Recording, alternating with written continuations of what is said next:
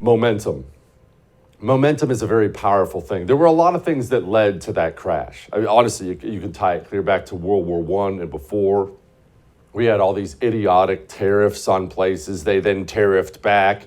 But really, when things start to go bad, momentum kind of pours on. And one of the things that really killed us during the Great Depression was as soon as that stock market went down, people started to get scared, started to panic, started to run down to the bank and withdraw all their money. Well, that's how banks stay in business, is keeping your money. You realize we lost 1/3 of the banks in the United States of America, and do you realize people walked up to banks to withdraw their money to find the doors closed, locked, with a notice saying, your money's gone, this bank is out of business. Can you even imagine what that would be like? And yet it happened here. It happened right here in the United States of America because of idiotic policies. Have you ever heard of the term Hooverville? No, I'm not making any Kamala Harris jokes. Hooverville, you ever heard that term? Hoover was the president who put in a lot of the idiotic policies that got us into this place. And at some point in time, unemployment rose to 25%. 25%. Now, when you have an employment like that, widespread unemployment like that, people simply can't afford to live. And again, this is a world that you don't even know, that I don't even know. We've never experienced this. And yet this happened less than 100 years ago in our country.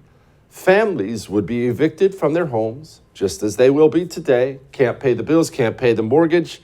Out you go.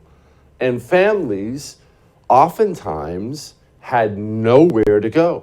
Oftentimes, mom and dad were either dead or they were kicked out too. And look, it ended up with Hoovervilles, which were tiny little shanty towns on the outskirts of cities.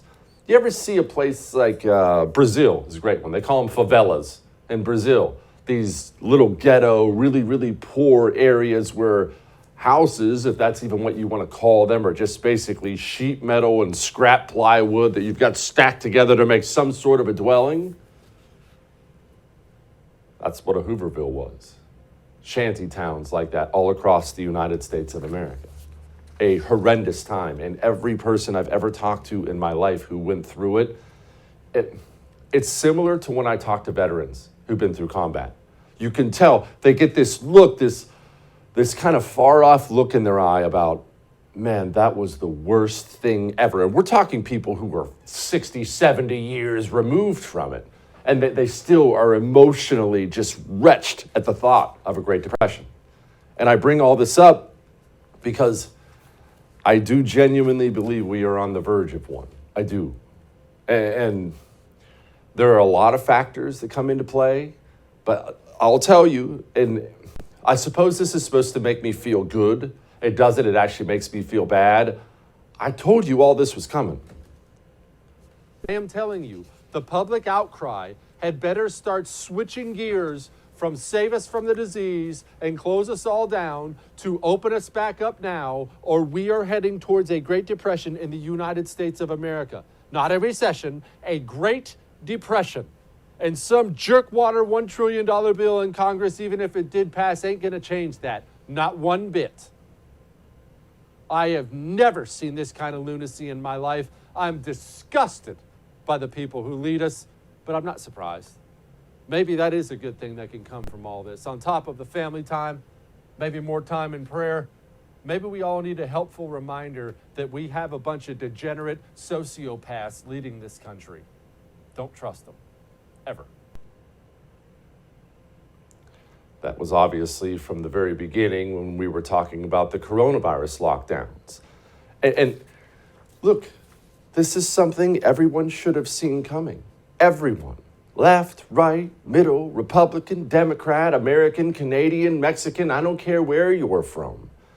The very idea that you should look at your economy when you get a virus and tell it to stop moving is so irrational and insane and suicidal. And it's not just that the idea exists. This became the mainstream way of thinking. It still is in large part out there. That you can just look at your economy and just hit pause and we'll just start it again when we're ready.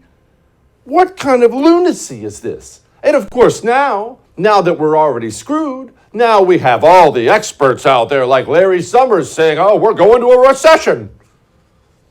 I think when inflation is as high as it is right now and unemployment is as low as it is right now, it's almost always been followed within 2 years by inflation, by recession.